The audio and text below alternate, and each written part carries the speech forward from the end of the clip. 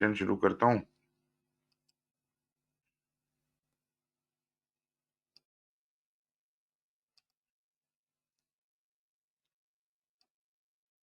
जी जनाब।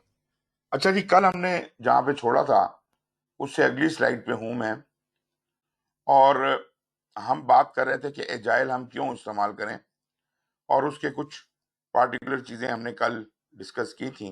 मैं मेरा ख्याल है कि सिस्टम है भी थोड़ा आज स्लो।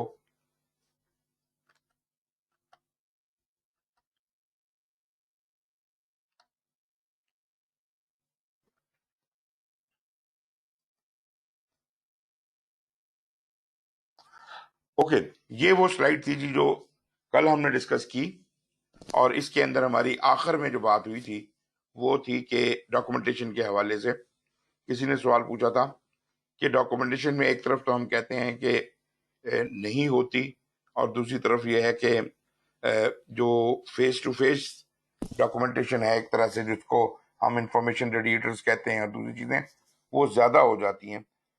तो बिल्कुल सही बात है कि कम्युनिकेशन अगर देखा जाए तो ज्यादा हो रही है, लेकिन जो फॉर्मल डॉक्यूमेंटेशन है, जिसको हम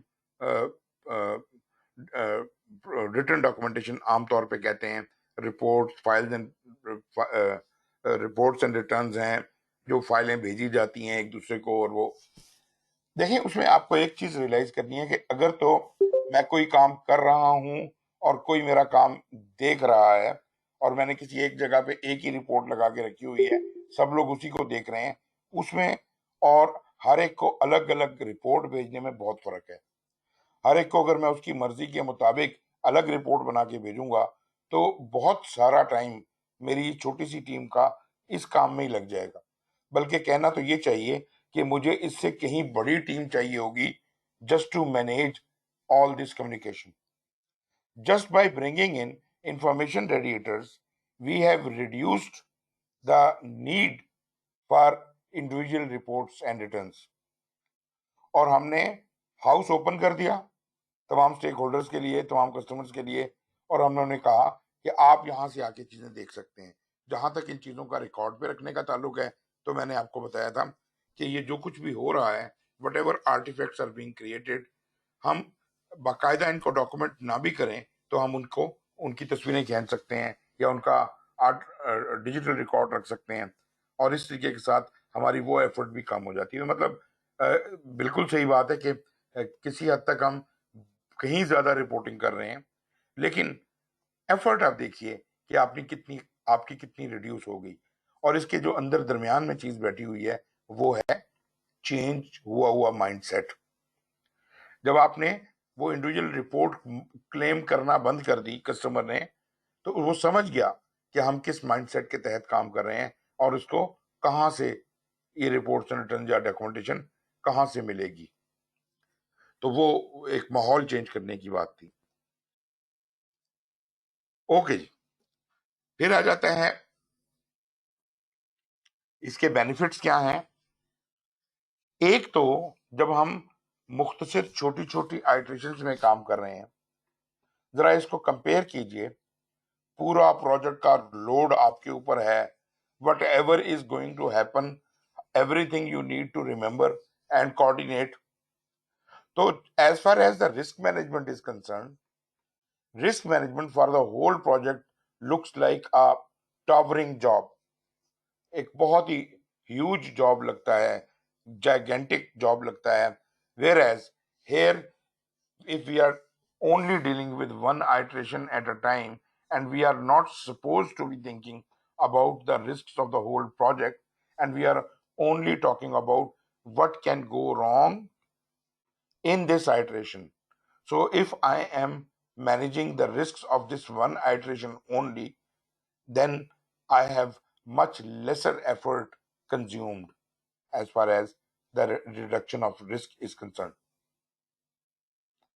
फिर हम अगर पूरे प्रोजेक्ट का सोच रहे होते तो हम जो रिस्क आइडेंटिफाई करते या जो कुछ एक्टिविटीज उसमें करते, वो आइट्रेशन बाय आइट्रेशन चलती या प्रोजेक्ट में दूर तक चलती रहती, जिसकी वजह से इस बात का इम्कान है कि जिस जो एक लेटर पार्ट में होने वाला काम है, उसके रिस्क को जो हम पालते हुए लेके आ रहे हैं, हम टोटली गलत प्रीमाइस पे काम करते रहे हों।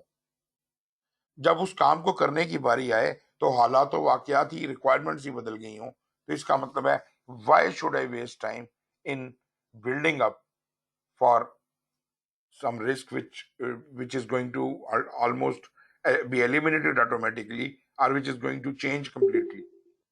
तो मुझे बिला वजह ऐसे रिस्क पे जो कि अभी हमें मैटर नहीं करते, उनके ऊपर ध्यान देने की कतई जरूरत नहीं है। There is the risk of building right thing but poorly. ऐसा मुमकिन है कि रिस्क ठीक हो और उस पे काम भी ठीक हो रहा हो, लेकिन हम उसके ऊपर पूरी एफर्ट नहीं लगा पा रहे क्योंकि हम पूरे प्रोजेक्ट का सोच रहे हैं। इसलिए why to think about that risk जो अभी मुझे कंसर्न नहीं करता। तो मैं सिर्फ अपने आप को रिस्ट्रिक्ट रखता हूं अपनी एक आइट्रेशन की हद तक। तीसरा पॉइंट, चौथा पॉइंट इसमें है जी, risk of being stuck in an endless cycle of design update. कि मैंने एक रिस्क सोचा था जो कि प्रोजेक्ट के छठे महीने में आना था, और मैं उसके हिसाब से उन सारे रिस्कों को लेके चल रहा हूँ, अपनी आइट्रेशन को भी चला रहा हूँ और सारे रिस्कों को साथ साथ लेके चल रहा हूँ, और रिस्क अपनी शक्लें बदलते चले जा रहे हैं। और कई जगह पे वो रिस्क जो मुझे इस वक्त महसूस हो रहा है कि छठे महीने में जाके ऐसा कर देगा, मैं उस पर कोई ऐसा एक्शन ले लेता हूँ जो कि मुझे वापस जाने पे मजबूर करता है कि पीछे जाके मैं चीजें ठीक करके लाऊं। तो मतलब मुझे वो आजादी नहीं है सोचने की, और यकीन नहीं है कि एक्चुअली प्रोजेक्ट की रिक्वायरमेंट्स क्या रंग अख्तियार करेंगी और उस वक्त क्या रिस्क होंगे। इसलिए बिला वजह परेशान होने का कोई फायदा नहीं है। मुझे उन रिस्कों के ऊपर ध्यान देने की कोई जरूरत ही नहीं है। एक तो ये चीज, ये तो 4 पॉइंट्स मैंने आपको बताया रिस्क के हवाले से कि रिस्क रिड्यूस हो गया, आपने गलत प्लान नहीं किया रिस्क को, या सही तो प्लान कर रहे थे लेकिन पुअरली कर रहे थे, या आप बार बार एक लूप में फंसे हुए हैं। ये वाले काम नहीं होंगे एजाइल के अंदर। फिर एक बहुत बड़ी बीमारी है हमारी किसी भी काम को करने में, even in our normal life, daily life के अंदर भी हम प्रोक्रास्टिनेट करते हैं।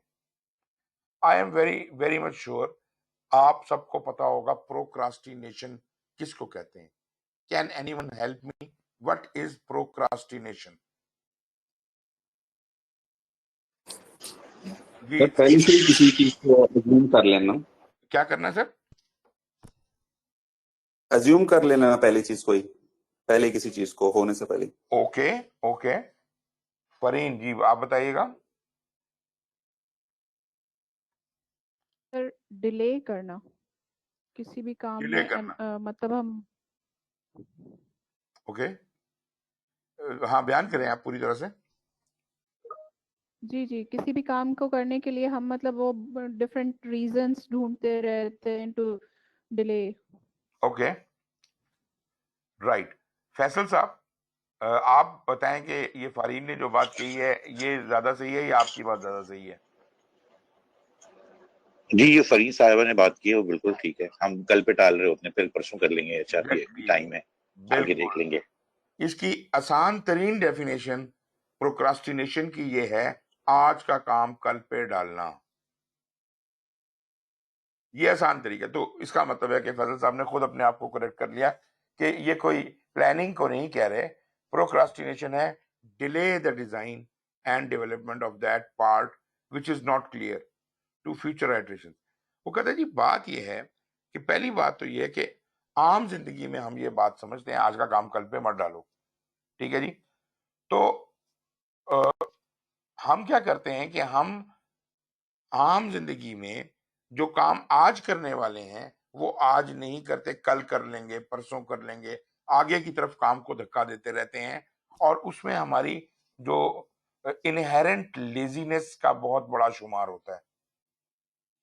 और इस हवाले से मैं आपको कुछ और बातें भी बताऊंगा, लेकिन जब हम एजाइल की बात करते हैं तो हम ये कहते हैं कि हम सिर्फ उस चीजों पे फोकस करेंगे जो हमारी करंट आइटरेशन के घेरे में आती हैं, इनको तो हम प्रोक्रास्टिनेट करने के बारे में सोच भी नहीं सकते। बाकी सब कुछ जो है वो बाद में देखा जाएगा, जब उसका वक्त आएगा, जब उसकी बारी आएगी, तब देखा जाएगा। लेकिन इस वक्त जो मेरा फोकस है वो आज या इस आइटरेशन का काम है। और ये बात अगर आपको याद हो, मैंने डेल कार्नेगी के रेफरेंस से बताई थी कि living in day tight compartments, हम एक वक्त में सिर्फ कंसंट्रेशन अपनी एक दिन के ऊपर या एक आइटरेशन के ऊपर अगर रखें तो we can perform even better. और ये प्रोक्रास्टिनेशन का को अकर नहीं होने देना within the small iteration. जो काम हम कर रहे हैं उसको प्रोक्रास्ट नहीं करना, उसको डिले नहीं करना, उसको तो लाजमी आपने परफॉर्म करना है। लेकिन बाकी तमाम चीजें जो हैं, जो हमारे इमीडिएट गोल में नहीं आ रही, जो हमारी इमीडिएट आइटरेशन में नहीं आ रही, दे आर, उनके ऊपर दिमाग खराब करने की जरूरत ही नहीं है।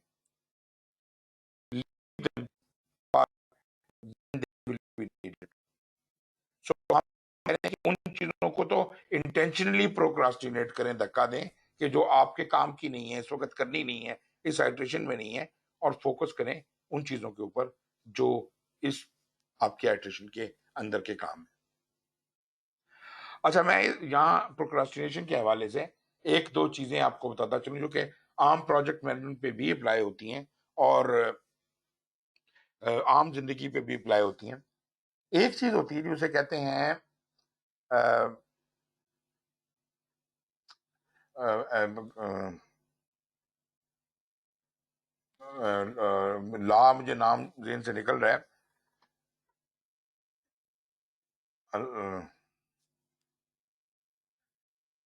पार्किंसन, हाँ जी बिल्कुल पार्किंसन। वो मुझे याद आ रहा था अल्जाइमर डिजीज से इसका कोई ताल्लुक बनता है। Parkinson was the name of the person who created this law, इसलिए इसका नाम ही पार्किंसन लॉ बन गया। इस लॉ का ताल्लुक अल्जाइमर से कोई नहीं है, डिजीज से कोई नहीं है, लेकिन चूंकि इसके ऑथर का नाम भी वही है जो अल्जाइमर के खालिक का नाम था, तो इस वजह से तो पार्किंसन लॉ इसको कहते हैं जी। पार्किंसन लॉ ये कहता है कि work expands to fill the time available. अब sorry, work expand to fill the time available, ये अप्लाई करता है आम प्रोजेक्ट मैनेजमेंट को। आम प्रोजेक्ट मैनेजमेंट में हम कहते हैं जी ये प्रोजेक्ट हमने 6 महीने में करना है। जब हम कहते हैं 6 महीने में करना है तो 6 महीने मतलब जो भी आपने प्लान किया, आपने कहा जी ये 6 महीने में हो जाएगा। अच्छा, अब जो मुद्दत आपने 6 महीने की एलोकेट कर दी है, ये चूंकि हम इसको चेंज नहीं कर रहे आम हालात में, तो उस सूरत में आम प्रोजेक्ट मैनेजमेंट के अंदर हम कहते हैं 6 महीने में करो, अब ये से डिले नहीं हो सकता, 6 महीने में करो।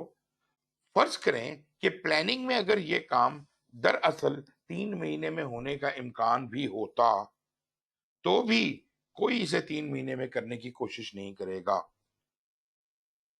क्योंकि किसी भी काम को जितना टाइम एलोकेट कर दिया जाता है, हम अपने काम को बढ़ाकर उतना ही बड़ा कर लेते हैं। ठीक है जी, वर्क जो है वो खुद ब खुद फैल जाता है। इसकी यूं आसान example हो सकती है कि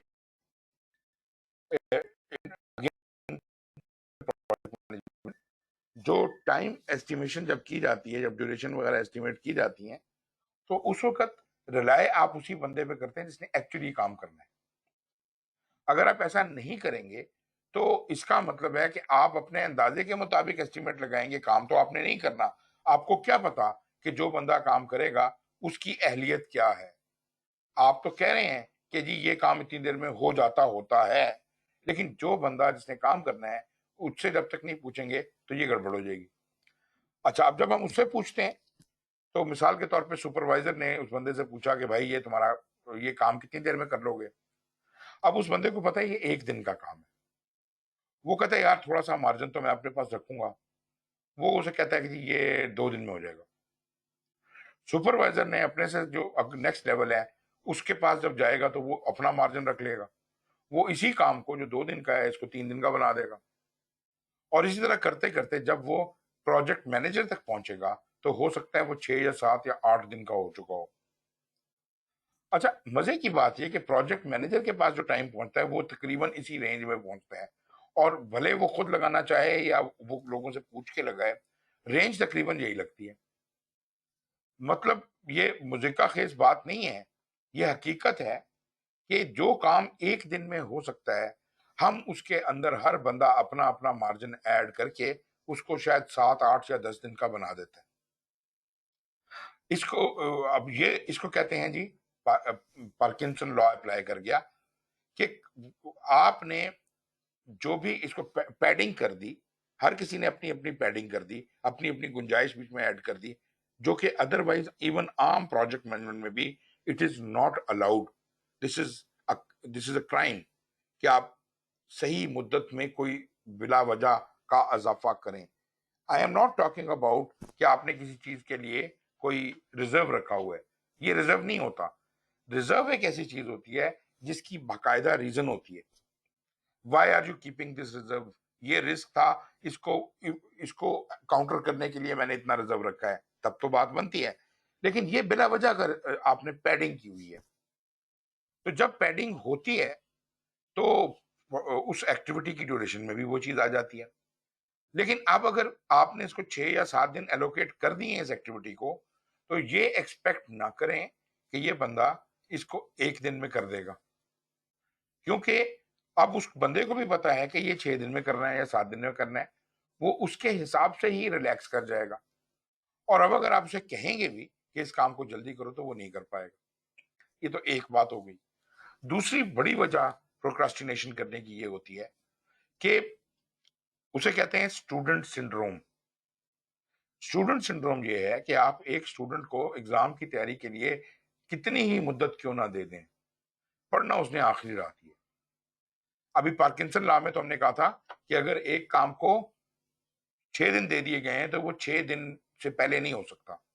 अब मैं ये कह रहा हूं कि अगर एक काम को 6 दिन दे दिए गए हैं, तो असल में काम जो उसके ऊपर होना है वो बिल्कुल आखिर में जाके होना है, उससे पीछे रिलैक्सेशन है। मतलब वो जो 6 दिन भी उस बंदे को दिए थे इस काम को करने के, वो शुरू में कहता है अभी तो बड़ा टाइम है, अभी तो ये तो एक दिन का काम है, मैं कर लूंगा, और वो प्रोक्रास्टिनेट करता रहता है और डिले करता रहता है। अल्टीमेटली जब वो आखिरी दिन जो कि उसकी एक्चुअल मुद्दत है वहां पहुंच जाता है, तो फिर उसके वो जिसे हम कहते हैं ना कि जी शर्फू चढ़ गया। ये कामों में शर्फू ऐसे ही चढ़ता है। डॉक्टर मर्फी का वो जो लॉ है ना जी, कि मर्फी एवरीथिंग गोज रॉन्ग, आप जो मर्जी प्लान कर लें आखिर में सब कुछ गलत हो जाता है। तो बुनियादी तौर पे वो ये चीज है कि आप टेंशन में आ जाते हैं कि यार वो तो मैं पहले तो डिले करता रहा हूं, प्रोक्रास्टिनेट करता रहा हूं, अब मेरे पास टाइम नहीं बचा, अब ये काम करना है। तो उस कंफ्यूजन में वो काम जो एक दिन का था वो आखिरी एक दिन में नहीं हो पाता, और उसको हम पुश करते करते आखिरी मोमेंट्स तक ले जाते हैं। हम उस पर पूरी कोशिश करते हैं कि ये काम मुकम्मल हो जाए टाइम लाइन के अंदर अंदर, लेकिन कुछ ना कुछ उसका काम अधूरा रह जाता है, कुछ टूटा फूटा रह जाता है। या तो आप कोई शॉर्टकट लगा के उसे पूरा करते हैं, तो इसका मतलब है कि वो क्वालिटी जरूर सफर की होगी, और अगर आप उसको कंप्लीट नहीं करते तो आप फिर मांगते हैं प्रोजेक्ट मैनेजर से कि मुझे थोड़ा सा टाइम और दिया जाए। ये जितनी बातचीत मैंने प्रोक्रास्टिनेशन के हवाले से की है, जिसके अंदर मैंने पार्किंसन लॉ का और स्टूडेंट सिंड्रोम का जिक्र किया है, ये सब डिस्कशन आम प्रोजेक्ट मैनेजमेंट पे तो, ट्रेडिशनल प्रोजेक्ट मैनेजमेंट पे तो अप्लाई करती हैं, लेकिन एजाइल पे नहीं करती। ये बड़ी अजीब बात है। एजाइल पे क्यों नहीं करती? क्योंकि कोई किसी से पूछ ही नहीं रहा, कोई किसी को एलोकेट कर ही नहीं रहा टाइम। टीम जो है वो खुद ब खुद, वो खुद ही उसको आपने एम्पावर कर दिया है कि तुम लोग बताओ खुद से, खुद आपस में फैसला करो, मुझे ना बताओ, आपस में फैसला करो कि ये जो काम हैं इनमें से कौन कौन से काम तुम कर लोगे। तुम्हारे पास ये फर्ज करें 2 हफ्ते की मुद्दत है, इस 2 हफ्ते में ये कामों का अंबार पड़ा है, इसमें से आप खुद फैसला करके बताएं कि आप कौन कौन से काम पाया तकमील तक पहुंचाने की अहलियत रखते हैं। और ये फैसला कौन करेगा? वो टीम खुद फैसला करेगी कि हम कौन कौन सा काम उठाएंगे और करेंगे, और कहां से उठाएंगे ये काम। वो जो हमने कहा था एक प्रायोरिटाइज्ड बैकलॉग पड़ा हुआ है, वो जो हमने यूजर स्टोरीज का एक अंबार लगा के रखा हुआ था कस्टमर से डाटा इकट्ठा करके, उसको हमने प्रायोरिटाइज पहले करवा लिया था और हाईएस्ट प्रायोरिटी के आइटम ऊपर रखे थे और हमने उन्हें कहा कि ऊपर से जितने काम उठा सकते हो उठा लो। कोई बंदिश नहीं है, कोई किसी को कह नहीं सकता कि भाई तुमने इतने ही काम उठाने हैं। अब जनाब आप यूं समझिए कि जितने काम हम कर सकते हैं उतने काम तो हमने उठा लिए, बाकियों को हमने प्रोक्रास्टिनेट कर दिया, उनको तो हक बनता था, उनको तो हम करना ही नहीं चाह रहे। और अब चूंकि ये सब कुछ हमने खुद कमिट किया है कि हम ये वाले काम करेंगे, तो अब ये किसी और की नहीं, टीम की अपनी जिम्मेदारी बन जाती है कि वो इसको पाए तकमील तक पहुंचाए। अच्छा, अब मुझे ये बताएं कि अगर फर्ज करें कि वो इसको ना कर सके, फर्ज करें आपने वहां से 10 काम उठाए थे, आपसे इस 2 हफ्ते की मुद्दत में वो 10 काम ना हो सके तो क्या करेंगे आप? कोई है जवाब जनाब आपके पास? आपने 10 काम उठाए थे, एजाइल टीम ने अपनी एक आइट्रेशन के लिए 10 काम पिक किए थे वहां से कि ये हम टॉप से उठा के ले जा रहे हैं और ये हम कर लेंगे, मगर उनसे 10 के बजाय 8 हो पाए, 8 उन्होंने डिलीवर कर दिए, तो अब जो 2 नहीं हुए उनको क्या क्या किया जाए? सर उसको बैकलॉग में दोबारा डालेंगे और नई आइटरेशन स्टार्ट करेंगे जी। बिल्कुल सही बात है। मतलब यहां पर कतन कोई पूछगिछ नहीं होगी कि भाई तुम लोग बड़े जलील लोग हो, ये क्या कर दिया तुमने, तो कंपनी का नुकसान कर दिया। Nothing, no questions asked. जो उनकी कैपेबिलिटी थी उन्होंने कर दिया।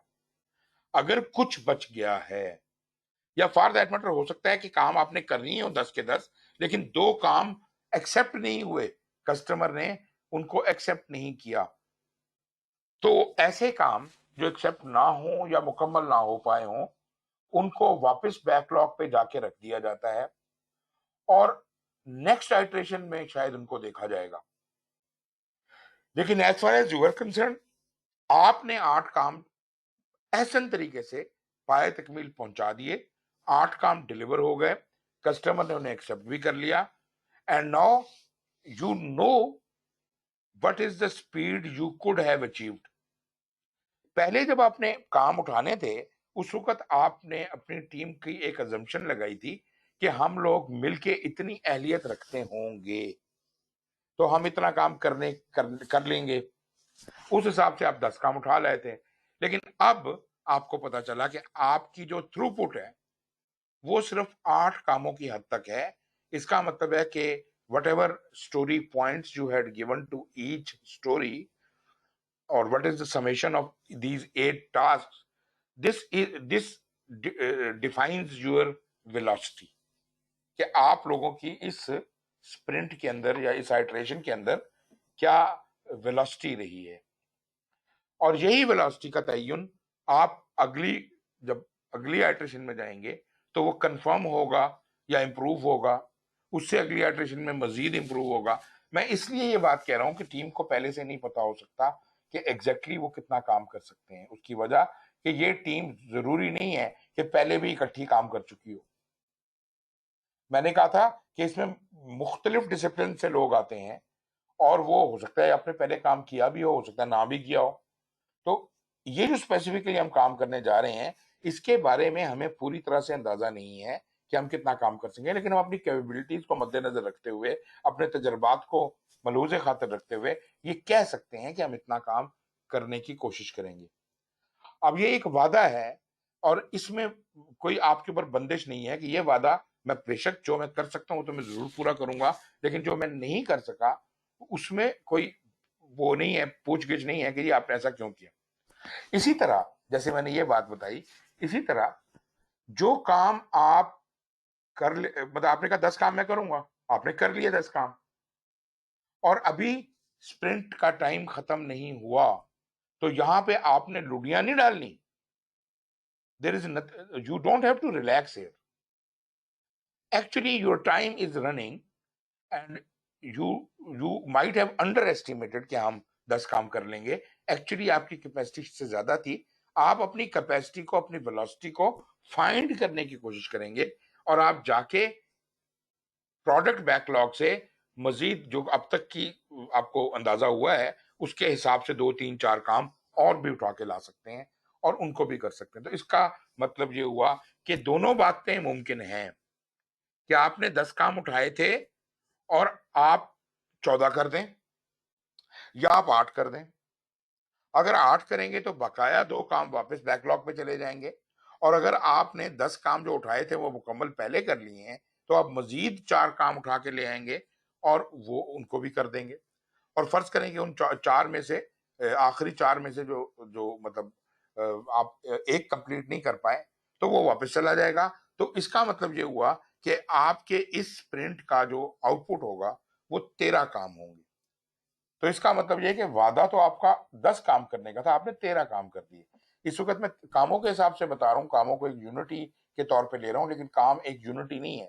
हर काम दूसरे काम के बराबर नहीं होता।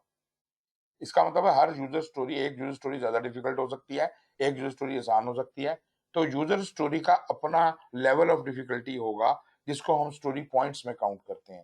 सोचे कि एक स्टोरी 5 स्टोरी पॉइंट की, एक 25 की भी हो सकती है, एक 40 की भी हो सकती है, एक 10 की भी हो सकती है।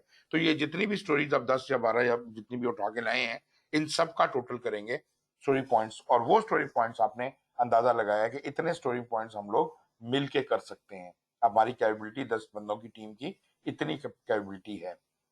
तो ये जनाब खैर डिस्कशन लंबी हो गई, लेकिन मैंने प्रोक्रास्टिनेट के पॉइंट से आपको उन तमाम डायरेक्शन में इंडिकेट कर दिया है, डायरेक्ट कर दिया है कि जो जो डायमेंशन इससे निकलेंगी एजाइल के हवाले से। इसके बाद जनाब हम ज्यादा बेहतर तरीके के साथ अपने काम को कंट्रोल कर सकते हैं, क्योंकि हम पूरा प्रोजेक्ट तो कंट्रोल करने की बात ही नहीं कर रहे। हम तो एक मुख्तसर 10 कामों को कंट्रोल करने की बात कर रहे हैं। एक आइट्रेशन 2 हफ्ते के अंदर जो काम कर रहे हैं उनको कंट्रोल करने की बात कर रहे हैं। तो हमारा जो कंट्रोल है, it is less rigid control is needed. बहुत ज्यादा कोई शदीद सख्त किस्म का कंट्रोल नहीं चाहिए। एक तो कंट्रोल है हमारा आसान, और दूसरा हमें लेस रिजिड कंट्रोल चाहिए, क्योंकि ऐसा हो सकता है कि हम जो हिसाब सोच रहे थे वो ऐसा ना हो पाए, तो कोई क्यामत नहीं आ गई। If highly changing environments are existing, तो ऐसा कंट्रोल में तब्दीलियां आती रहेंगी।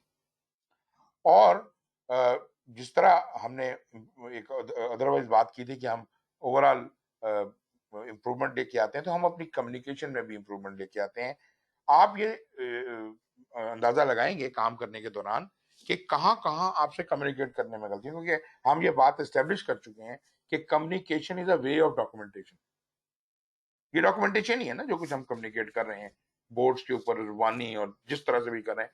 तो कम्युनिकेशन जो है, अगर उसमें कोई फ्लॉ हुआ है, उसमें कोई सही चीज इस तरह से नहीं हो सकी, तो हम जब रेट्रोस्पेक्टिव करते हैं अपने एक आइट्रेशन का, तो वहीं हम फैसला कर लेते हैं कि अगली आइट्रेशन से हम इन बातों का भी ख्याल रखेंगे और इनको भी मौजूद खातिर रखेंगे। इस तरीके के साथ हम खूब से खूब तरीके से चलते जाते हैं। ये आपके बड़े बेनिफिट्स हैं जो आपको नॉर्मल ट्रेडिशनल प्रोजेक्ट मैनेजमेंट से बेहतर बनाते हैं। अब सवाल आ जाता है कि रिक्वायरमेंट चेंज क्यों होती हैं। अब आप ये देखिए, जिन लोगों ने स्क्रम पहले पढ़ा हुआ है, आपको ये लगेगा कि ये वही बातें हैं जो हम पहले से जानते हैं, और जो मैंने पहले भी जो थोड़ा बहुत आपको अब तक बता चुका हूं, उसमें भी मैं कई बातों का जिक्र कर चुका हूं, लेकिन उनको मजीद वजाहत आती चली जा रही है। रिक्वायरमेंट चेंज क्यों होती हैं? कहते हैं जी, competitor comes out with a new product. आपने एक प्लान बनाया था, ये 6 महीने में मैं प्रोजेक्ट करूंगा और ये चीज बना लूंगा, मैं ट्रेडिशनल की बात कर रहा हूँ, और एक और कंपटीटर उठ के आता है और वो जनाब 3 महीने में वो प्रोडक्ट रिलीज करके चला जाता है। आप मुझे बताएं कि आपकी प्रोडक्ट की क्या हैसियत रह गई? मार्केट शेयर तो उसने कैप्चर कर लिया। आज इस किस्म की मार्केट है, एक नया मोबाइल फोन आता है, सैमसंग भी बनाता है, एप्पल भी बनाता है, और दोनों की कोशिश ये होती है कि इसको शदीद मतलब जो उसके फीचर्स हैं उनको सीक्रेट रखा जाए, वो ना रिलीज किए जाएं आम लोगों में। और मतलब जिसको वो कहते हैं जी अपना कॉर्पोरेट इंटेलिजेंस। और फिर वो एक दूसरे की जासूसियां भी कर रहे होते हैं, और ना भी कर रहे हो तो बड़ी जबरदस्त उनके रिसर्च के मैकेनिज्म्स होते हैं, और वो लोग अपने अपने डायरेक्शन में रिसर्च कर रहे होते हैं। तो जो भी कोई एक बेहतर चीज पहले ले आएगा तो एक जंग है। मतलब ये कि हमारे पास ऐसी गुंजाइश नहीं है कि हम चीजों को डिले कर सकें। तो it makes further case for agile कि हमें काम को जल्दी करना है। तो एक तो है जी competitor comes out with a new product, ये ना होने पाए उससे पहले पहले हम काम कर लें। दूसरी चीज है कि गवर्नमेंट की जो कवानीन है वो बदलते रहते हैं, तो ऐसा ना हो कि कोई कानून बदल जाए और हमें जो से कि हमें जो टैक्स पड़ता है वो डबल हो जाए। So let us do the things before the legislation changes. लेकिन अगर वो चेंज हो गई तो हम फ्लेक्सिबल हैं, हम वहां से आगे उस तरह से काम करना शुरू कर देंगे। लेकिन एट द सेम टाइम हमें इस चीज को मद्देनजर रखना पड़ेगा कि गवर्नमेंट की लेजिस्लेशन की वजह से भी तब्दीलियां आकर हो सकती हैं। कंज्यूमर की प्रेफरेंसेस तो बदलती ही रहेंगी, वो तो हम वैसे ही चेंज के लिए अब मद्देनजर रखते हैं कि कंज्यूमर या कस्टमर जो है वो जो चाहता है, जो उसकी चेंजिंग रिक्वायरमेंट्स हैं उनको साथ लेके चला जाए। अभी मैं आइट्रेशन की बात नहीं कर रहा, अभी मैं ओवरऑल प्रोजेक्ट की बात कर रहा हूँ कि ओवरऑल प्रोजेक्ट एजाइल जब किया जा रहा होता है तो हम उसकी सारी रिक्वायरमेंट यूजर स्टोरीज की सूरत में इकट्ठी कर लेते हैं, तो कस्टमर चेंज कर सकता है बाद में, उनमें से किसी चीज को कभी भी चेंज कर सकता है। सिर्फ हमने रिस्ट्रिक्शन ये लगाई है कि हम जब एक आइट्रेशन पे काम कर रहे हैं, सिर्फ एक आइट्रेशन की बात कर रहा हूं मैं, उस आइट्रेशन पे जब काम शुरू हो जाता है, जब टीम कमिट कर देती है कि हम ये वाले 10 काम कर रहे हैं, तो उन 10 कामों को वो डिस्टर्ब नहीं कर सकते, उनको तब्दील नहीं कर सकते। बाकी हजारा काम जो पड़े हुए हैं बैकलॉग में, वो सब के सब उनमें किसी में भी तब्दीली की जा सकती है। और ये जो काम हमने उठाए हैं इनके लिए, इनका ना तो ये काम चेंज हो सकते हैं या यूजर स्टोरी चेंज हो सकती है, और ना ही इनका एक्सेप्टेंस क्राइटेरिया। कस्टमर कहे कि नहीं जी ये तो मुझे ज्यादा अकल आ गई है, मैं तो इसको ऐसे नहीं ऐसे चेक करूंगा, तो आप ये उसी एक्सेप्टेंस क्राइटेरिया के तहत ये चेक होगा आइटम जिसके तहत हमने शुरू किया था उस वक्त जो था। लेकिन हैविंग सेड ऑल दैट, मैं ये बात भी आपके साथ कर चुका हूँ कि कस्टमर को सिर्फ इस बात की रिस्ट्रिक्शन है कि वो इन चीजों को इसके दौरान चेंज नहीं कर सकता, लेकिन अदरवाइज अगर वो चाहे इन चीजों को चेंज करना तो वो उसकी चेंज रिक्वेस्ट डाल सकता है। इसका मतलब ये हुआ कि वो अपनी ख्वाहिश यूजर स्टोरी के तौर पे प्रोडक्ट बैकलॉग में डाल देगा, भले इनमें से किसी आइटम के बारे में हो, लेकिन हम उस पर अमल नहीं करेंगे जब तक कि ये आइटरेशन कंप्लीट नहीं हो जाती। और फिर उसके नतीजे को देखते हुए हम देखेंगे कि अच्छा, नतीजे का मतलब है कि जो कुछ जैसे था वो एक्सेप्ट हम करवा के फिर हम कस्टमर के पास जाएंगे और उसे कहेंगे कि अच्छा आप बताएं कि ये चीज जो है इसमें अंदर हम इसको अपने अगली आइटरेशन में से ऐड कर रहे हैं, वो जो चेंज आपने बताई थी हम इससे आगे चेंज कर रहे हैं। आपने ये देखा, गौर किया होगा इस बात के ऊपर कि ये बहुत आसान हो जाता है कि फर्ज करें कि मैं एक चीज गलत बना रहा हूँ, फर्ज कर लेते हैं ना, और मुझे कहा गया था कि ऐसे गलत बनाओ, मैंने अब बनानी शुरू भी कर दी है, तो मैं उस चीज को गलत बना लूं और उसके बाद अगर मुझे बताया जाए कि यार ये हमें एहसास हो गया था कि ये तुम गलत बना रहे हो, लेकिन चूंकि तुमने शुरू कर दिया था हमने तुम्हें डिस्टर्ब नहीं किया, लेकिन इसके अंदर ये चीज नहीं होनी चाहिए, ऐसे होनी चाहिए। कितना नुकसान हो गया एक छोटे सी यूजर स्टोरी का। ये यूजर स्टोरी डंप भी की जा सकती है, ये नई नई भी की जा सकती है, इससे आगे एक नई यूजर स्टोरी बना के इसको इम्प्रूव भी किया जा सकता है। तो इसका मतलब है कि जो भी रिक्वायरमेंट आ रही है वो बैकलॉग में जा रही है, प्रोडक्ट बैकलॉग में, और वहां से उसे दुरुस्त किया जाने में ज्यादा खर्चा नहीं आए। खर्चा तो तब आता है कि आप पूरे के पूरे प्रोजेक्ट का रुख बदल देते हैं एकदम, और उस वक्त सारे कामों का रुख बदलता है आम ट्रेडिशनल प्रोजेक्ट मैनेजमेंट में। यहाँ तो हम काम ही 10 लेके बैठे हुए थे। Your company is bought out by another one with a different strategy. ये एक बड़ा मसला बन जाता है कि जब takeovers, hostile takeovers हो जाते हैं कंपनियों के, तो स्ट्रेटजी ही बदल जाती है, तो रिक्वायरमेंट्स कंपनी की चेंज हो जाती है। तो क्या हम उसके साथ फ्लेक्सिबल हैं? लाजमी बात है, अगर ऐसा कोई वाकया अकर कर जाए तो ये तो मतलब ये सवाल उठ जाएंगे कि जो प्रोजेक्ट्स हम कर रहे हैं वो ठीक भी हैं कि नहीं है। इसका मतलब है कि कंपनी की का विजन, मिशन, उसकी गोल्स, ऑब्जेक्टिव्स, वो सब अगर बर्बाद हो गए तो प्रोजेक्ट तो उसके साथ ही खत्म हो जाएंगे।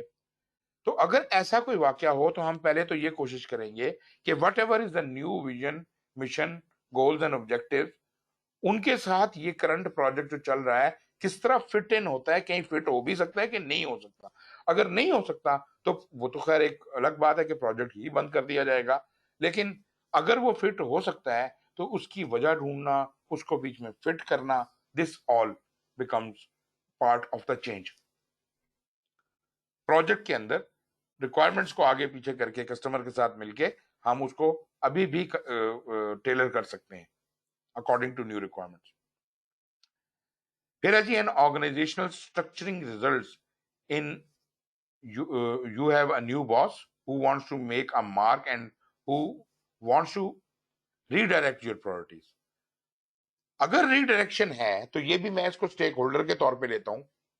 मेरा बॉस भी तो स्टेक होल्डर ही है ना, और लोग भी स्टेक होल्डर हैं, मेरा कस्टमर भी स्टेक होल्डर है, मेरा कंज्यूमर भी स्टेक होल्डर है। तो अगर बॉस की तरफ से ये बात आ रही है कि नहीं यार इनकी प्रायोरिटीज ऐसे नहीं ऐसे होनी चाहिए, तो this has to be brought in front of, in the knowledge of all the relevant stakeholders, ताकि उनका इनपुट भी आ जाए। सिर्फ एक आदमी के कहने से, मेरे बॉस के कहने से प्रायोरिटी चेंज नहीं होनी चाहिए। हाँ, मेरा बॉस जो कह रहा है अगर वो गोल्स ऑब्जेक्टिव्स को मद्देनजर रखे वो तो मेरे लिए उनकी उनकी अहमियत है, बट हैविंग सेड दैट, अपने जो कस्टमर हैं उनको इन्वॉल्व किए बगैर कोई फैसला इस किस्म का नहीं लिया जा सकता। एंड मोर सो कस्टमर के साथ जो आप काम कर रहे हैं उसके पीछे तो एक कॉन्ट्रैक्ट भी है, तो लाजमी बात है कि ऐसा तो नहीं हो सकता। कॉन्ट्रैक्ट तो कंपनियां खत्म भी हो जाती हैं, कॉन्ट्रैक्ट तो कायम रहते हैं, उनकी शराइत तो कायम रहती हैं। जैसे आप देख रहे हैं रेकोडेक है और बाकी आईपीपीज का जो मसला है वो हमारे गले में ऐसे ही पड़ा हुआ है ना।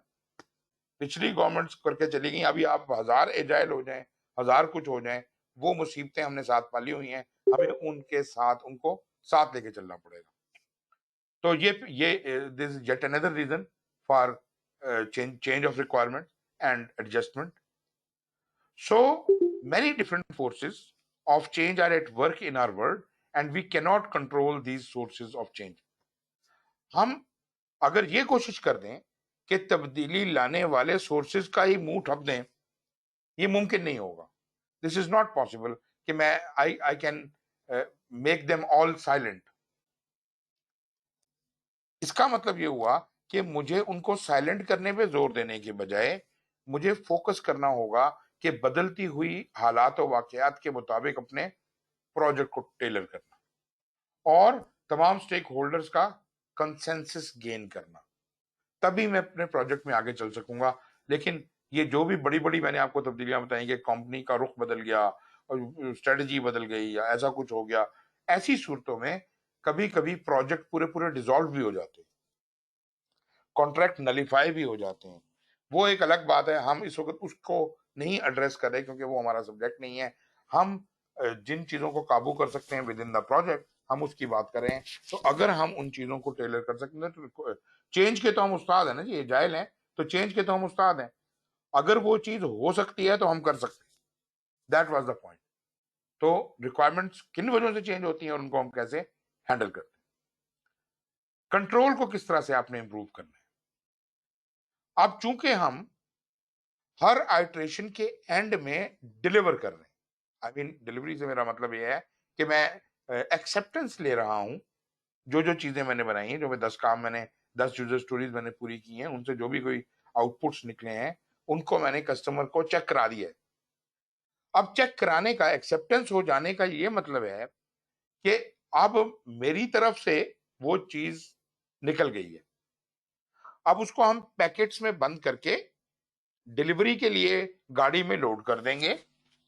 भले गाड़ी आज चले या ना चले, लेकिन it will be considered delivered to the customer as soon as customer accepts a user story.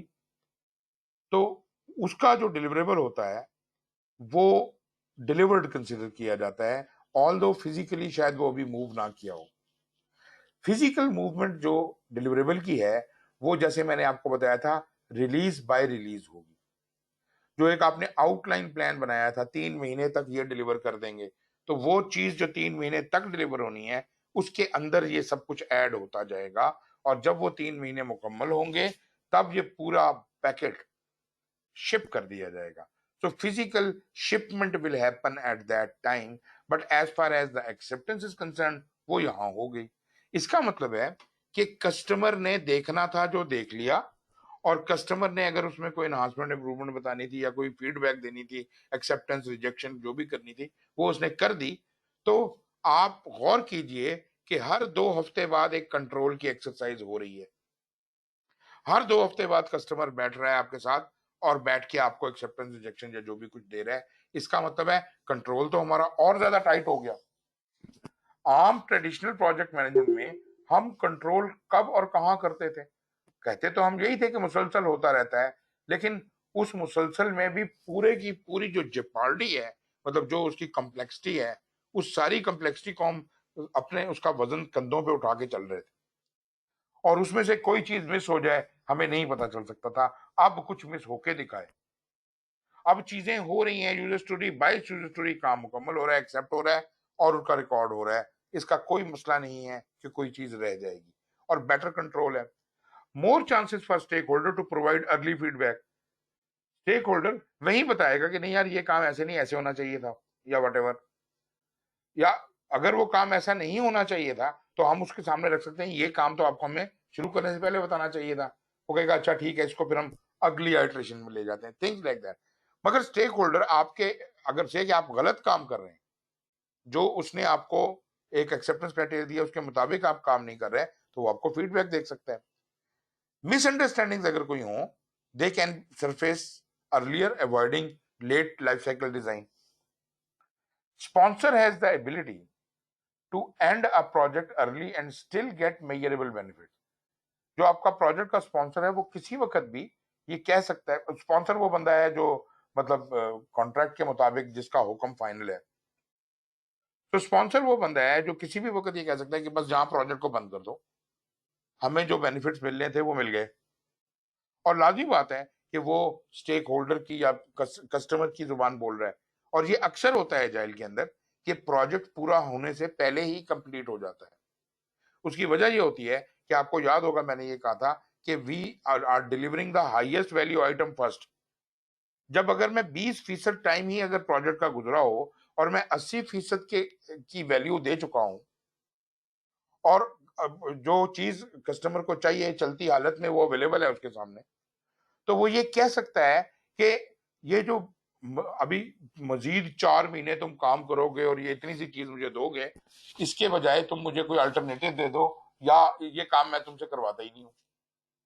ये बात शायद आपको समझ ना आए, लेकिन ये बड़ी इंपॉर्टेंट है कि अगर आपको 80% वैल्यू मिल जाती है तो एट टाइम्स अगर आप अपना आप खुद बन के सोचें, कस्टमर बन के सोचें कि अगर आप 80% एडवांटेज मिल जाता है तो आप कहेंगे 20% मैं छोड़ भी सकता हूँ। मैं ये नहीं कह रहा कि आप छोड़ दें, आप करवाएं पूरा काम, कोई मसला नहीं है, लेकिन आप चाहें तो वो 20% छोड़ सकते हैं और उसके पैसे भी की बचत भी कर सकते हैं और उससे आपको कोई बड़ा नुकसान भी नहीं होने वाला। जबकि जब आप ट्रेडिशनल प्रोजेक्ट मैनेजमेंट करते थे, आप 80% तक का की वैल्यू भी कभी गेन करने की श्योरिटी आपको नहीं होती। 60-65% की आपको डिलीवरी अच्छी मिलती थी और मैं इसकी 1000 एग्जांपल्स आपको कोट कर सकता हूँ। मतलब कभी भी ऐसा नहीं होता कि हम एग्जैक्टली जो इनिशियली एक प्रोजेक्ट को सोचते हैं वो उसी तरह से वो चीजें टर्न आउट हो जाए। तो मतलब ये है कि आपने सोचा था कि ये काम जनाब जो कुछ करेगा वो, मिसाल के तौर पर मैं आपको एक बड़ी सिंपल एग्जांपल दूं। एक प्रोजेक्ट था गवर्नमेंट का नहीं था, वर्ल्ड बैंक का था, left bank outfall drain. Indus river के लेफ्ट बैंक के ऊपर ऊपर एक कैनाल बनानी थी जो कि समंदर तक जाएगी। फायदा, सीम और थोर बहुत ज्यादा फैला हुआ था निचले इलाकों में क्योंकि समंदर का पानी नमकीन है और वहां मीठा पानी जाने का रास्ता कोई नहीं है, वो रास्ते में खत्म हो जाता है या उसको खेती बाड़ी में या जिस तरह से भी या अंडरग्राउंड चला जाता है। तो उन्होंने कहा कि इस पानी को चला के एंड तक चलाएंगे जिससे जो आपका खारा पानी है वो आगे को पुश होगा और आपका एग्रीकल्चर लैंड बढ़ेगा, आपकी जंगली हयातात जो हैं वो उनको वो प्रमोट होंगी और वगैरह वगैरह। अब ये प्रोजेक्ट बड़ा अच्छा प्रोजेक्ट था, वर्ल्ड बैंक इसमें इन्वॉल्व था और बहुत सी बॉडीज थी इसके अंदर, कोई 14 different international organisations were donors in it. और इसके अलावा वो गवर्नमेंट ऑफ पाकिस्तान को दिया गया, गवर्नमेंट ऑफ पाकिस्तान की इन्वॉल्वमेंट भी थी, इंटरेस्ट भी था, सब कुछ था, मगर this was a biggest disaster. आप यकीन कीजिए कि इस प्रोजेक्ट के लिए जो उन्होंने बजट इनिशियली असर्टन किया था, जब प्रोजेक्ट को खत्म डिक्लेयर किया तो उन्होंने जबरदस्ती ये कहा कि ये 80% कंप्लीट है और हम इसको यहाँ खत्म करते हैं। उन्होंने ये कहा जो कि गलत था, वो 80% कंप्लीट नहीं था और जितने पैसे में वो होना था उससे 30 गुना पैसे खर्च हो चुके थे और जितना टाइम उसके ऊपर लगना था उससे 8 गुना टाइम उस पर लग चुका था। मैं मजाक नहीं कर रहा हूं, आप ये देख लीजिए कि प्रोजेक्ट्स के अंदर यही सूरत हाल सामने आती है। अब जरा इस सूरत हाल को आप कंपेयर कीजिए एजाइल के साथ, तो यहां पर तो हम आपको यकीनी आउटपुट भी दे रहे हैं और आपको भागने का रास्ता भी दे रहे हैं। हम आपको करेंगे अगर तुम्हें इतना बेनिफिट मिल गया तुम्हारी मर्जी है, तुम अगर चाहो तो हम पूरा काम कर देते हैं, लेकिन अगर नहीं और तुम जल्दी रिजल्ट लेना चाहते हो, और जल्दी की बात थी बेसिकली, तो अगर मैं 2 महीने में आपको 80% बेनिफिट देके जा रहा हूं तो isn't it better than right left bank outfall train वाला प्रोजेक्ट? अगर वो एजाइल किया जाता और वो जो सबसे ज्यादा हाईएस्ट वैल्यू आइटम्स शुरू के पीरियड्स में पूरे कर देता तो फिर शायद इसमें नुकसान ही ना होता। खैर, तो ये एक लम्हा फिक्रिया है, इसके बारे में सोचिएगा। फिर जनाब, कस्टमर जो है हमारे साथ थ्रू आउट इन्वॉल्व है। एक तो मतलब नेचुरली वो जब आप एक्सेप्टेंस करने के लिए आता है तब वो उसके साथ इंटरेक्शन तो होता ही होता है, लेकिन अदरवाइज भी जब हम काम कर भी रहे होते हैं उस वक्त भी वो किसी भी वक्त आके हमें विजिट कर सकता है, देख सकता है और हमारी परफॉर्मेंस से मतलब उसको एवरीथिंग इज कहते हैं ट्रांसपेरेंटली विजिबल टू हिम। वो जो इंफॉर्मेशन रेडिएटर्स के थ्रू हम वो सारी इंफॉर्मेशन दे रहे हैं। जी आई एम सॉरी जी, मैंने देखा नहीं सैयद फैसल साहब, आपने हाथ खड़ा किया हुआ काफी देर से, बोलिए। जी अच्छा सर, ये जो अभी आपने बात की वर्ल्ड बैंक के प्रोजेक्ट की, कि एक तो कॉस्ट 30 गुना ज्यादा लग गई और फिर टाइम भी 8 गुना ज्यादा लग गया, जी तो जी क्या हम अगर इसको डिस्कस करें कि प्लान सही तरह से नहीं हुआ, ना तो कॉस्ट प्लान की गई, ना ही स्केड्यूल सही तरह से, या वो जो सारी पैरामीटर्स थे उसको देखा गया प्लानिंग फेज के अंदर, जी जिस वजह बिल्कुल से बिल्कुल। सारे अच्छा, पहली बात तो ये अच्छा है, फिर हम ये जो आपके ठीक है बात सर। कह रहे हैं ना, ये हमारी रोजमर्रा की स्टोरी है। ये सिर्फ एक केस बन के सामने आ गया। असल में इसका पूरा पोस्टमार्टम हुआ। वर्ल्ड बैंक ने इसके ऊपर बाकायदा एक स्टडी रन करवाई और वो पूरी स्टडी मैंने स्टडी भी की और मैंने वो उसका पेपर भी पढ़ा है जाके, और मैं उसको बड़ी अच्छी तरह से जानता हूँ। उसमें बहुत से टेक्निकल भी एरर्स हैं और भी बहुत सी प्रॉब्लम्स हैं, कुछ वो प्रोक्रास्टिनेशन के भी प्रॉब्लम्स हैं और भी बहुत से हैं। फिर इसमें जो डोनर एजेंसीज 14 थी वो उनके प्रॉब्लम्स थे, कभी एक ने डोनेशन बंद कर दी, कभी दूसरे ने बंद कर दी, कभी 8-10 ने इकट्ठे बंद कर दी, मतलब वो इंटरेस्ट वगैरह और बहुत सी चीजें इसके अंदर आ जाती हैं। मगर having said that, this was how the projects are done in government के प्रोजेक्ट यूजुअली इस तरह से होते हैं। वो अलग बात है कि आखिर में आप कोई और तमाशा दिखा के आप कहें वो तालियां बजाएं जी, ये करें वो करें, लेकिन हम सब हमारे सब प्रोजेक्ट होते हैं वो पूरा डिलीवर करके नहीं जा रहे होते। और मैं जरा आप इसको सोचिए, इस बात को सोचिए कि आप अपने प्रोजेक्ट के ऊपर अप्लाई करने की कोशिश करें और फिर मुझे बताएं क्या ख्याल है आपका।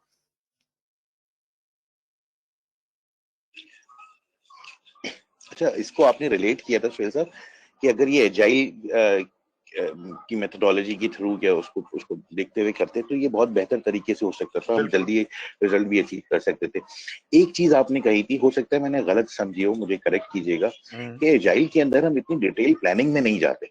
ना जाए ना, ना जाए। आप शुरू में सिर्फ ये करें, आप कहेंगे अच्छा क्या मकासद है आपके लेफ्ट बैंक आउटवर्ड ट्रेन बनाने से, आप ये डिबेट करें क्या मकासद है, कौन सी चीज आपके लिए सबसे ज्यादा इंपॉर्टेंट है। उन्होंने कहा जी ये सीम और थोर का खात्मा, चले एक बात तो ये होगी, सीम और थोर का खात्मा हम करेंगे। दूसरी बात कि जी वो इरिगेशन सिस्टम जो है वो फलानी जगह तक पहुंच जाएगा। अब ये जो बड़े बड़े मेन ऑब्जेक्टिव्स हैं, अगर इन्हीं के ऊपर खाली फोकस किया जाता तो शायद हम कहीं पहुंच जाते।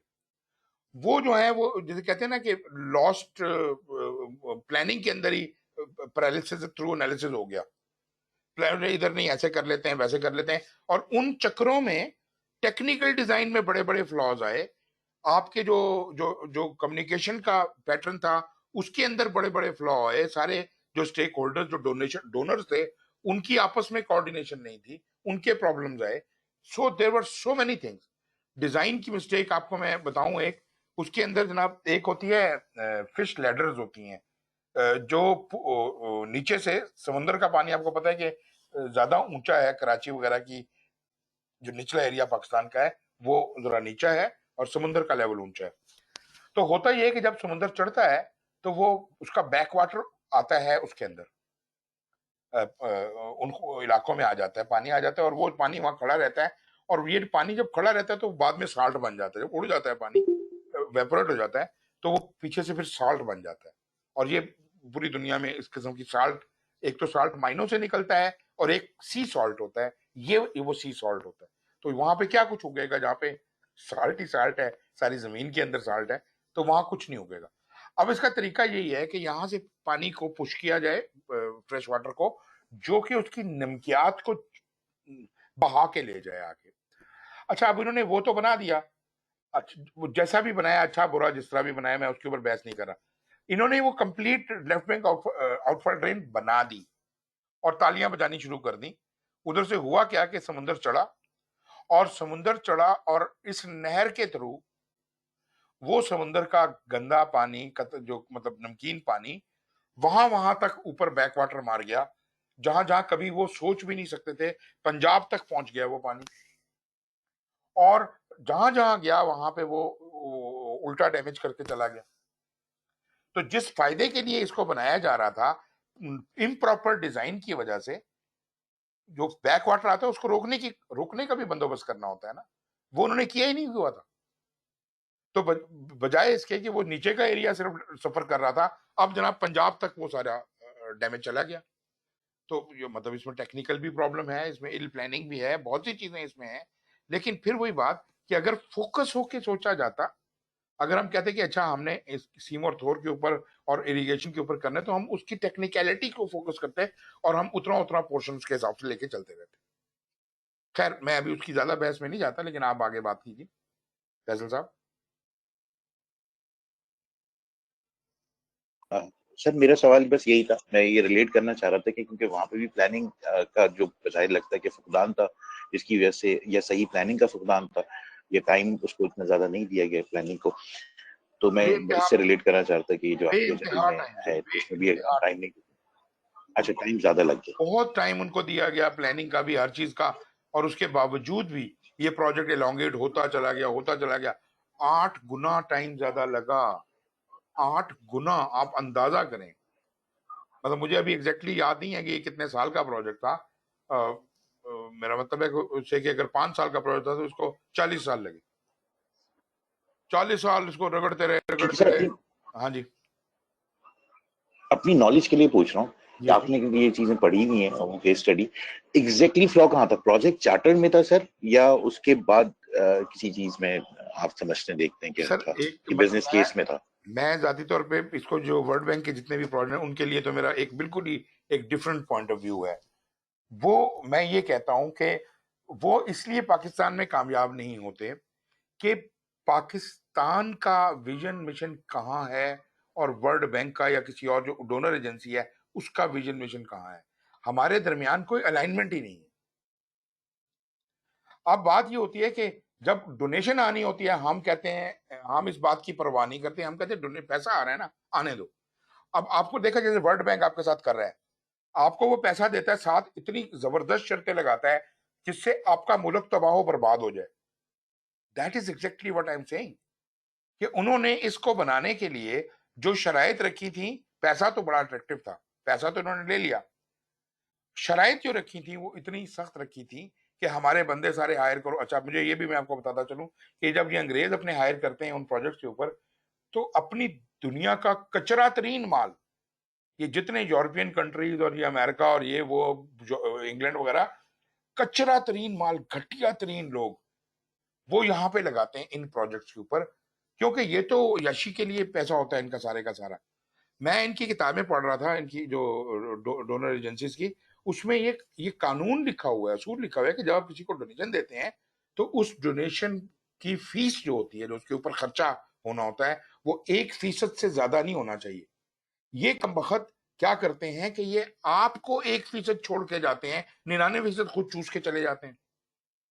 तो प्रोजेक्ट कामयाब कैसे होने? खैर, इसके पीछे बहुत सी पॉलिटिकल और स्ट्रेटेजिकल और इस किस्म के इश्यूज हैं जिनको आपने कंसिडर करना था। और नाअहली अपनी जगह पर, टेक्नोलॉजी का फॉल्ट अपनी जगह पर, प्लानिंग का फॉल्ट अपनी जगह पर, लेकिन बुनियादी जहां पे सर्किट ही कंप्लीट नहीं होता वो ये है कि हमें जब भी कोई डोनेशन आती है, लेने से पहले 100 दफा सोचना चाहिए एज अ कंट्री, क्या ये हमारी स्ट्रेटजी को स्ट्रांग बना रही है, क्या ये हमारे मकसद के हसूल में मददगार साबित होगी, और अगर होगी तो कैसे, ताकि हम उसको उस तरह से इस्तेमाल करके अपने मुल्क का फायदा पहले करें, उनका फायदा बाद में करें। ये है जी मेरा पॉइंट, जिसकी वजह से ये प्रोजेक्ट इस किस्म के नाकाम होते हैं। जी जनाब, एनीवन एल्स?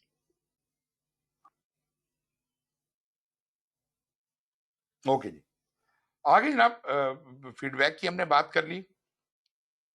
कहाँ तक बात ही पूरा कर लिया हमने?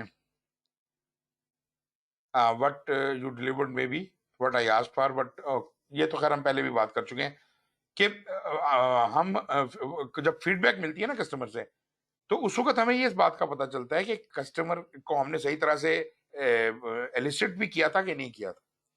फिर फीडबैक से हमें ये भी पता कि what you deliver does not work properly, उसको वो जिस तरह वो एक्सपेक्ट कर रहा था उसका काम कर रही है चीज क्या नहीं कर रही है, हम उसके ऊपर देख लेते हैं। Now that I see what you have built, I have thought of something that would make it even better. तो अगर आपके कोई नए आइडियाज हैं, हम उसको एक्सेप्ट करने के लिए तैयार हैं, लेकिन एज सच ये वाली रिक्वायरमेंट पूरी हो गई, लेकिन अब एक नई रिक्वायरमेंट, नई यूजर स्टोरी के तौर पे मैं एंटरटेन करने को तैयार।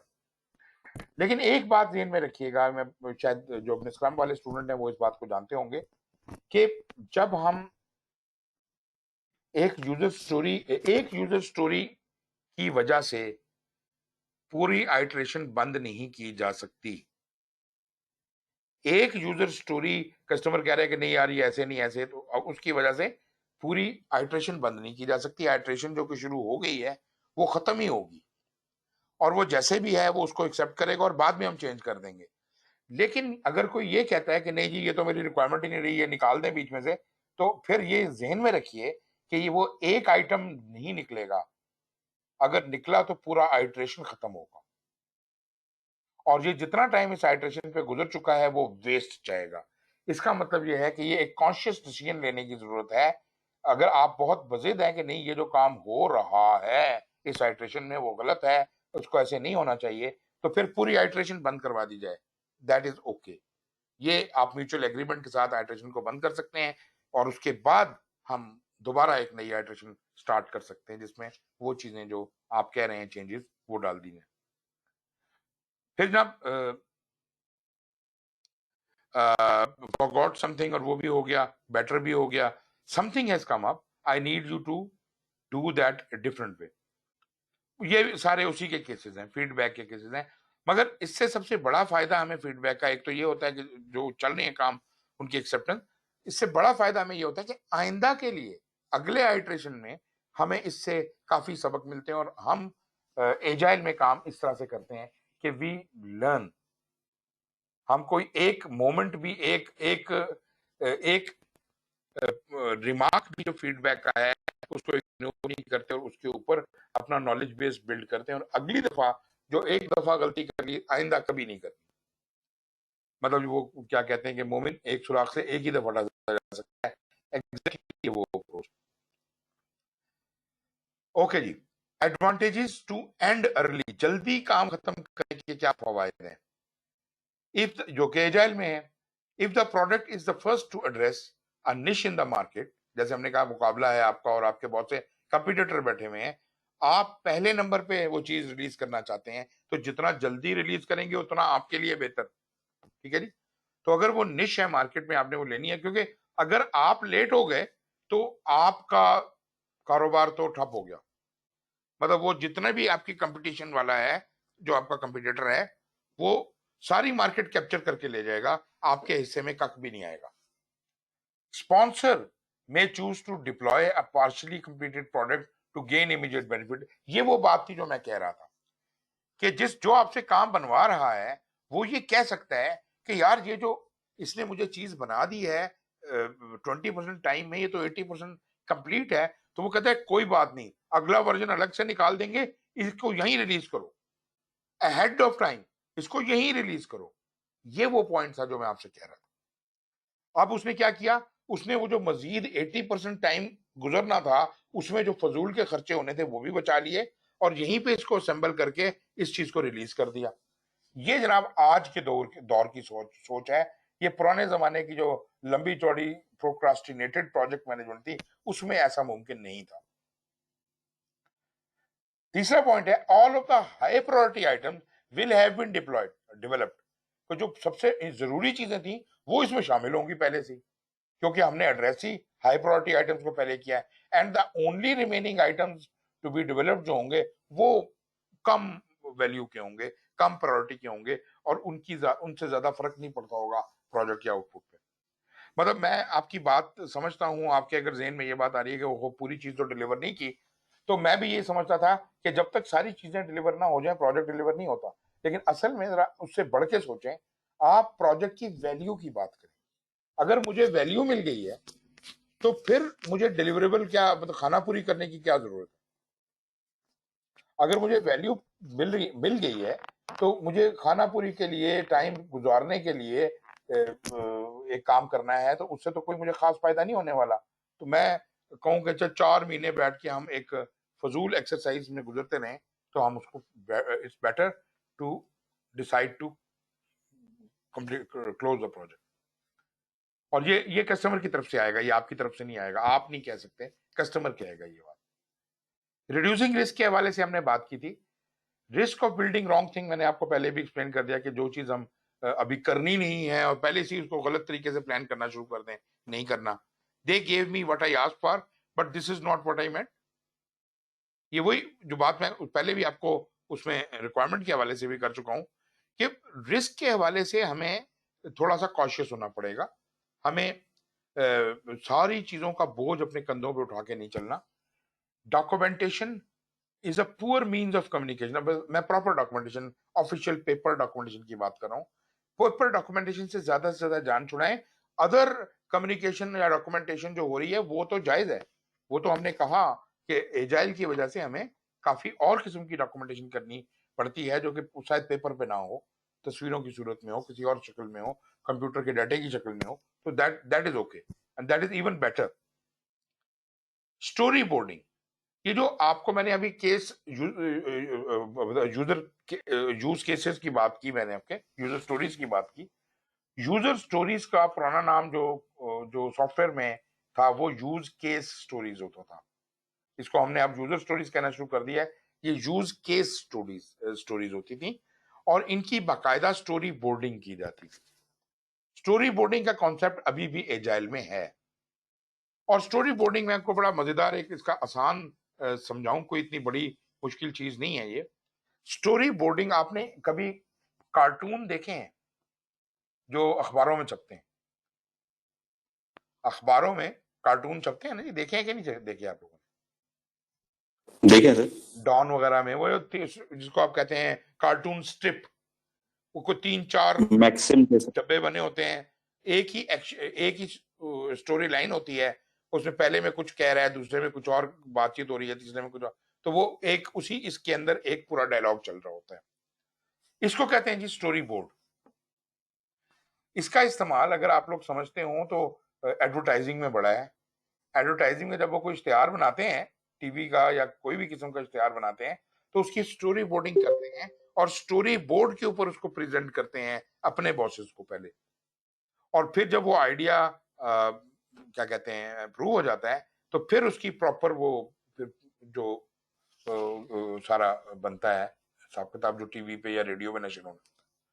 तो स्टोरी बोर्डिंग में हम क्या कर रहे हैं कि हर एक स्टोरी जो यूजर स्टोरी है उसको हम बयान कर रहे हैं कार्टून की सूरत में। This is called story boarding. So जब हमने सारी यूजर स्टोरीज के स्टोरी बोर्ड बनाए हों, मतलब this may not apply to you, जो लोग ज्यादा स्टोरी बोर्डिंग के आशिक हैं या कार्टून स्ट्रिप्स बनाने के, तो वो उनके लिए चीजें जरा ज्यादा वाज़ेह हो जाती हैं जब एक चीज को ग्राफिकली या डायग्रामेटिकली शो किया जाता है, या जब उसके एसोसिएट किया जाता है किसी कैरेक्टर्स के साथ, कोई बंदा है, कोई बंदी है, कोई, उसको हम कहते हैं पर्सोना। जैसे एक ड्रामे के अंदर एक्टर्स होते हैं, इस तरह जो इस छोटे से यूजर स्टोरी के लिए हम उसके अंदर एक्टर्स के बजाय पर्सोनास डालते हैं, और उन पर्सोनास की आपस की बातचीत से हम स्टोरी बोर्ड क्रिएट करते हैं, जो दरअसल एक यूजर स्टोरी को पूरी तरह से बयान करता है। मतलब एक कार्टून स्ट्रिप जो है, एक स्टोरी बोर्ड जो है, वो एक यूजर स्टोरी को एक्सप्लेन करता है। This is how. तो इस तरह जब हम उसको पोर्ट्रे करते हैं, तो मैं ये इतनी लंबी कहानी आपको इसलिए सुनाई कि वो चीजें जो नहीं दिखती वो भी दिखना शुरू हो जाती हैं। आपको रिस्क बाकायदा नजर आना शुरू हो जाता है कि अगर ये हो गया तो क्या होगा, अगर वो हो गया तो क्या होगा। वेराज अगर मैं आपको खाली जुबानी बयान कर रहा हूँ वो चीज, तो आपका दिमाग इतनी दूर तक शायद ना जा सके। फिर आ जाती है जी कन्फॉर्मेंस, कि एग्जैक्टली वो क्या चाहता है, क्या क्या चीज किस तरह से दिखे, किस तरह से लगे। वो जो हमने कहा कि एलिसिट करने वाली बात, तो स्टोरी बोर्ड में वो जो एलिसिटेशन आपने की है वो भी पोर्ट्रे की जा सकती है, और कस्टमर से वेरिफिकेशन मांगी जा सकती है कि जनाब आप यही चीज चाह रहे हैं, और जो कुछ यहाँ डिसाइड होगा उसी के मुताबिक एक्सेप्टेंस क्राइटेरिया इसका बनेगा, इस यूजर स्टोरी का, और उसको हम कंफर्म करेंगे। That is exactly what we want. मैं अपने स्टेक होल्डर को या अपने कस्टमर को पहले ये एग्री करा लेता हूँ कि आप इस चीज को किन शर्तों पे एक्सेप्ट करेंगे, और जिन शर्तों पे वो एक्सेप्ट करने के लिए एग्री किया है उन्हीं शर्तों को मैं एक्सेप्टेंस क्राइटेरिया में डाल देता हूँ, और बाद में उन्हीं के मुताबिक उसकी एक्सेप्टेंस होगी। फिर वही बात जो risk of building right thing poorly, हम किसी चीज को रिस्क तो है लेकिन हम उस चीज को पुअरली नहीं बनाना चाहते, इसलिए हम सिर्फ फोकस कर रहे हैं अपनी एक आइटरेशन के ऊपर। क्वालिटी के हवाले से एक बात याद रखिएगा, quality and risk also, quality and risk are inherent in the iteration. जब मैं इस आइटरेशन को करने की बात कर रहा हूं, तो इसकी जितनी यूजर स्टोरीज मैंने उठाई हैं उन्हीं की क्वालिटी मेरा अंडर फोकस है, और उन्हीं के रिस्क मेरा फोकस है, और दाएं बाएं की चीजों के रिस्क देखना और क्वालिटी देखना, this is not my job right now.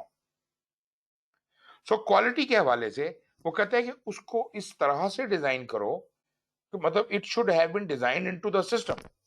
मतलब आपने मैकेनिज्म इतना अच्छा डेवलप करना है काम करने का कि उसके अंदर क्वालिटी गलत आ ही ना सके। In other words, he is referring to quality assurance. आप किस तरह काम, अच्छा अब क्वालिटी एश्योरेंस के लिए अगर कोई एक्टिविटीज चाहिए या कोई काम है, वो यूजर स्टोरी सर के वैसे तौर ऐड पर करूंगा मैं कि सॉरी, हमारी तो कोशिश होती है क्वालिटी ना है सर। क्वालिटी ना है जी सर। वो क्यों, सर उससे एजाइल खत्म हो जाता है हमारा, वो कैसे प्रोजेक्ट की एजिलिटी खत्म हो जाती है। दरअसल मेरे बड़े अच्छे दोस्त हाशिम साहब इस ग्रुप में मौजूद हैं सर, मैं उनको छेड़ता रहता हूँ थोड़ा बहुत। अच्छा सर क्वालिटी देखें, एजाइल फौत हो जाएगा अगर आप उसमें क्वालिटी नहीं डालते। क्वालिटी और रिस्क के हवाले से हमें कुछ एक्टिविटीज ऐड करनी पड़ती हैं, तो अपने इस आइटरेशन के अंदर रिक्वायरमेंट तो है ना मेरे पास, उन रिक्वायरमेंट्स के अंदर मैं रिस्क रिलेटेड कुछ आइटम्स भी ऐड करता हूं जो इसके घेरे में ही आते हैं। एक्चुअली होता यह है कि जब एक यूजर स्टोरी में खोलता हूं, जब उसको खोलता हूं और उसको टास्क में डिस्ट्रीब्यूट करता हूं, तो वो एक तो टास्क है उस काम को करने के, फिर उसमें टास्क होते हैं उसकी क्वालिटी को मेंटेन करने के, फिर उसके रिस्क के, तो वो तमाम के तमाम टास्क हर यूजर स्टोरी के अंदर डिजाइंड होते हैं, बिल्ट इन होते हैं। तो इसका मतलब है कि जहां तक क्वालिटी का ताल्लुक है मैंने उसको डिजाइन इन कर दिया, जहां तक रिस्क का ताल्लुक है उसकी जो मिटिगेशन वगैरह है वो भी मैंने बीच में बिल्ड इन कर दी। Risk of being stuck in endless cycle of design update, उससे मैं बाहर निकल गया कि एंडलेस साइकिल नहीं होगी, हमने इसका एक तरीका सिंपल तरीका रख दिया। ये मुझे भी सर खुर्रम साहब का मतलब ये है कि अगर कोई सीधी चीज बनानी है ना, अगर उसको टेढ़ा बना दिया जाए तो उसको भी अल्लो कर दिया जाए। नहीं मैं समझा नहीं आपकी बात। अगर खुर्रम साहब जो क्वालिटी की बात कर रहे हैं ना, उसका मतलब ये है अगर हाँ कोई चीज सीधी बनानी है हमें, हाँ उसको टेढ़ा भी अगर बना दिया जाए ना, उसको अल्लो कर दिया जाए, नहीं क्वालिटी को छोड़ दिया जाए। नहीं ऐसा बिल्कुल भी नहीं होगा, ऐसा बिल्कुल भी नहीं होगा। अगर कोई चीज मेयार के मुताबिक नहीं है तो वो एक्सेप्ट नहीं होगा, खत्म बात। एजाइल डज नॉट मीन अभी भी क्वालिटी से यही कर रही है, कोई चीज अगर स्पेसिफिकेशन मुताबिक नहीं होती है तो उसको रिजेक्ट करती है, वरना पास कर देती है। बिल्कुल बिल्कुल। और लेकिन बात यह कि आपके यहाँ जो क्वालिटी होती है वो कहीं हायर लेवल पे होती है। मैं क्वालिटी को कहाँ इंट्रोड्यूस कर रहा हूँ, आइट्रेशन लेवल पे, इतनी बारीकी के यही तो मसला होता है, जो यही सर मसला होता है। जो प्रोजेक्ट ओनर होता है ना, जो प्रोजेक्ट एग्जीक्यूटर होता है, वो इस बात को रियलाइज ही नहीं करता है, जो मैं प्रोडक्ट बना रहा हूँ, जो मैं इटरेशन कर रहा हूँ, वो एज पर क्वालिटी के मुताबिक कर रहा हूँ या नहीं कर रहा हूँ। जी जी जी, बिल्कुल बिल्कुल सही है। पता नहीं है उसको। आगे से डिलीवरी टाइम का डंडा होता है, भाई ये चीज डिलीवर करो, डिलीवर करो, डिलीवर करो, क्योंकि पहले से ही वो चीज लेट बहुत हो चुकी होती है, तो वो फिर जो ना क्वालिटी रिक्वायरमेंट्स भी पूरी नहीं होती हैं। इस वजह से जो है सारे सर इश्यूज आते एक बात रहते हैं। और कीजिए, एजाइल में कभी कुछ लेट नहीं होता, एजाइल में कभी कुछ लेट नहीं होता। We are not running against time. हमने खुद जिसे कहते हैं ना, जानते बूझते हुए ये फैसला किया कि इन 2 हफ्तों में हम क्या क्या काम कर सकते हैं। हमें कोई प्रेशर नहीं है, कोई दबाव नहीं है। हमने सिर्फ हाईएस्ट वैल्यू आइटम्स को उठाया है और उनको करने के लिए हम ये वादा करते हैं कि इन 2 हफ्तों में हम ये करेंगे। टीम बता रही है, उन पे कतन किसी ने कोई प्रेशर नहीं डाला हुआ, नहीं डाल सकती है।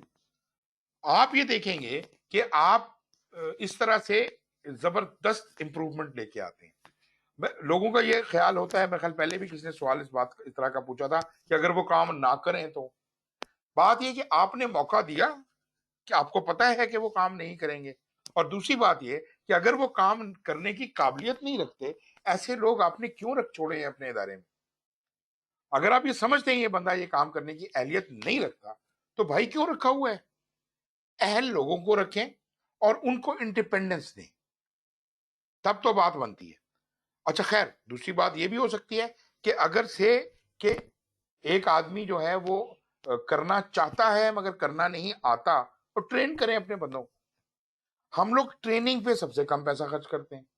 हम लोग जो इस तरह के काम जो हैं, मतलब कि जो मतलब जैसे पीआईए में हुआ, जैसे अपना स्टील मिल में हुआ कि जनाब बंदे अपने घुसाई जाओ, नौकरियां दो इन्हें, और गोस्ट वर्कर्स होंगे, काम भी नहीं करेंगे, तनख्वाहें लेंगे सिर्फ। तो ये तो इदारा तबाह करने वाली बात है ना। तो ऐसे तो काम नहीं होता। अगर आपने वाकई एक्सेल करना है, वाकई आपने परफॉर्म करना है, तो फिर हमें अच्छे लोग, और फिर उनको उनकी ट्रेनिंग का ख्याल, उनकी उनकी क्या कहते हैं, टीम बिल्डिंग का ख्याल रखना ऑर्गेनाइजेशन की जिम्मेदारी है, और फिर उनको प्रॉपर एलिवेट करना, उनको एम्पावर करना अपना काम करने के लिए। और अगर ऐसा आप करेंगे, definitely it will produce results. जी जनाब, एनी कमेंट्स?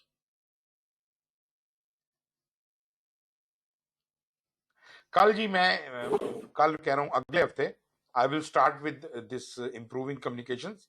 इसकी मेरे ख्याल है चंद एक स्लाइडें इसकी भी हैं, तो हम इंप्रूविंग कम्युनिकेशन अगले हफ्ते डिस्कस करेंगे। अभी तक जो डिस्कशन हुई है उसमें अगर कोई डाउट हो तो आप बेशक पूछें।